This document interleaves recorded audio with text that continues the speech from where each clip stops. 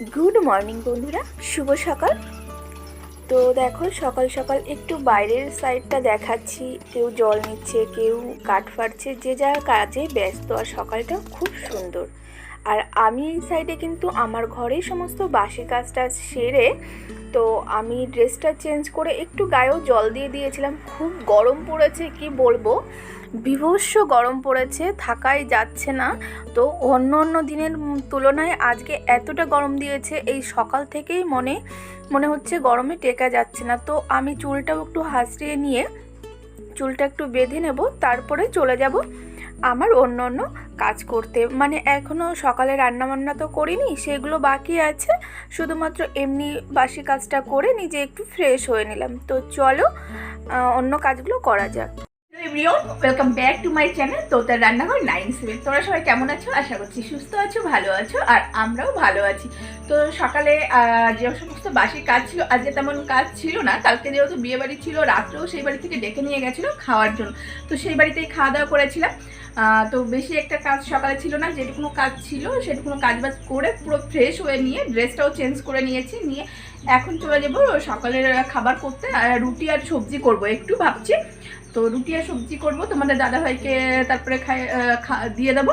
তোমাদের দাদাভাই খেয়ে নেবে আর আমি তারপরে খেয়ে নেবো। কারণ কি, আমার না খুব তাড়াতাড়ি খিদে পায় না, ও একটু আগেই খেয়ে নেয়, তো ওকে আগে দিয়ে দেবো। তো এখন বেশি আর কথা বলবো না, খাবারটা তৈরি করতে হবে তাড়াতাড়ি। আর যারা আমার চ্যানেলে নতুন ভিডিও দেখছো সেই সকল বন্ধুদের বলছি, প্লিজ চ্যানেলটি সাবস্ক্রাইব করে পাশে থেকো।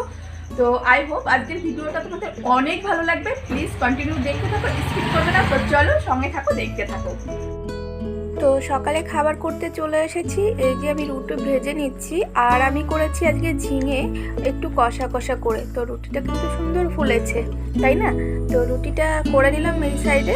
তো তোমাদের দাদাভাই আবার ঘরে এসেছে, তো উনি নিয়ে চলে এসেছি মধু। এখানে 250 গ্রাম মধু নিয়ে চলে এসেছে। তো পাড়ায় বিক্রি করতে এনেছে, বলেছে এটা পুরো খাঁটি মধু একদম। ওই যে দেখছো ওইগুলো কি সে পোকার মতো নাকি, ওইগুলো খাঁটি মধু বলেছে। জানি না এটা সঠিক কি না। তো 250 মধু নিয়েছে 150 টাকা। তো তো এই যে তোমাদের দাদাভাইকে খেতে দিয়ে দিয়েছি।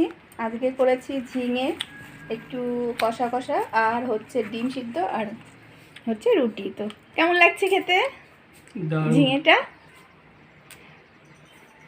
তো ওকে সকালের খাবার দিয়ে দিলাম, ও এখন খাওয়া দাওয়া করে নিক। তো চলো সঙ্গে থাকো, দেখতে থাকো। সকালে তো প্রথমে তোমাদের দাদাভাই খাওয়া দাওয়া করে নিল, তারপরে আমি খাওয়া দাওয়া করেই এই যে বাসন এই দুটো চারটে মানে দুটো থালা আর এই যে এইটুকুনো হয়েছে ধুয়ে নিলাম। আর এই দেখো সকালে যে মধুটা ভরেছিলাম, তো এইটার এক গোটা হয়েছে, পিঁপড়ে এসে গেছে বাপরে। আর এইটার হয়েছে এতটা। তো সকালে মধু নিয়ে নিয়েছি। উনি তো বলছিল এটা পিওর মধু, জানি না এটা পিওর কি না। তো আর এখন আমি এর সঙ্গে রান্নাটা বসিয়ে নেব। প্রচণ্ড তো আমি খাওয়া দাওয়া শেষে থালা বাসন মেজে নিয়েছি, আর সঙ্গে আমি এখানে ভাতও বসিয়ে দিয়েছি। এই দেখো ভাত বসিয়ে দিয়েছি। আর কি তরকারি করব ভাবছি, এই গরম মানে প্রচণ্ড, দুপুরে মানে পুরো দুপুরে রান্না করা যাবে না, ওই জন্য ভাবছি সকাল সকালই রান্নাটা সেরে ফেলি, ওই জন্য বসিয়ে দিয়েছি। তো চলো কি তরকারি রান্না যায় সেটা ভেবে রান্না বসিয়ে দিই। তোমাদের সঙ্গে অবশ্যই শেয়ার করব কি রান্না করছি। তো আমি না মাছটা ভেজে নিয়েছি, তোমাদের সাথে শেয়ার করা হয়নি। তো মাছটা ভাজার পরে যে তেলটা বেঁচেছিল তাতে জিরে আর তেজপাতা ফোড়ন দিয়ে আলুগুলোকে লম্বা লম্বা করে কেটে ধুয়ে রেখেছিলাম, সেগুলোকে কিন্তু একটু লবণ আর হলুদ দিয়ে বেশ লাল লাল করে একটু ভেজে নেব।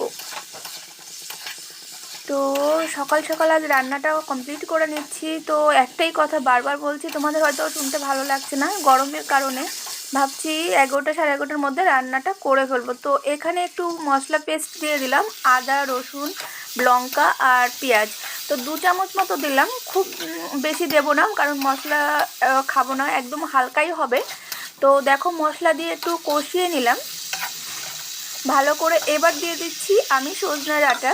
তো এই ডাঁটাটা কিন্তু আগে থেকে ভাজবো না, বা আগে থেকে দিইনি, তার কারণ কি বেশি ভাজলে না ফেটে যায়। তো মশলার সঙ্গে দিয়ে 2-1 মিনিট নাড়াচাড়া করে নিলাম। তো এখন দিয়ে দেব জল।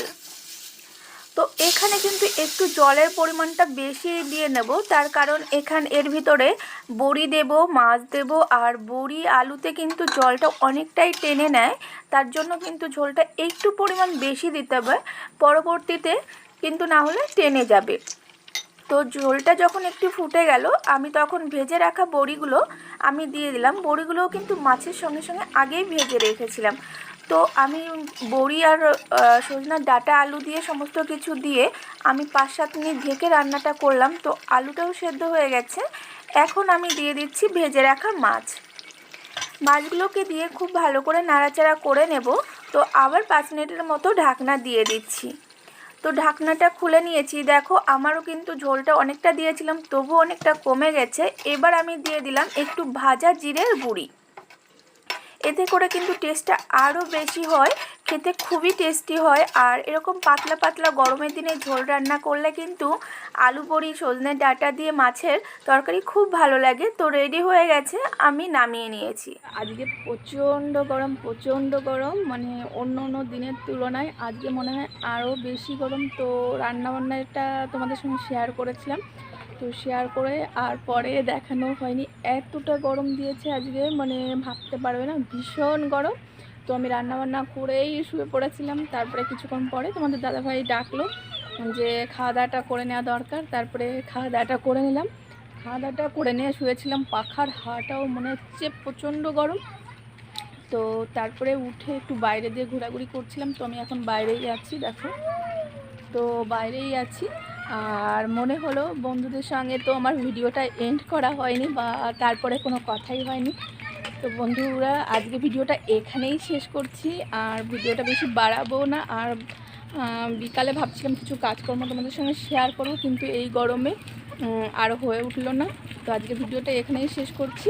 নতুন আরেকটি ভিডিও নিয়ে তোমাদের সঙ্গে দেখা হবে। তো নতুন আরেকটি ভিডিও নিয়ে তোমাদের সঙ্গে দেখা হবে। আর আমার নতুন বন্ধুদের রিকোয়েস্ট, আমার চ্যানেলটি সাবস্ক্রাইব করে পাশে থেকো। তো আজকের মতো আসছি নতুন ভিডিওর সঙ্গে, আবার তোমাদের সঙ্গে দেখা হচ্ছে। টাটা।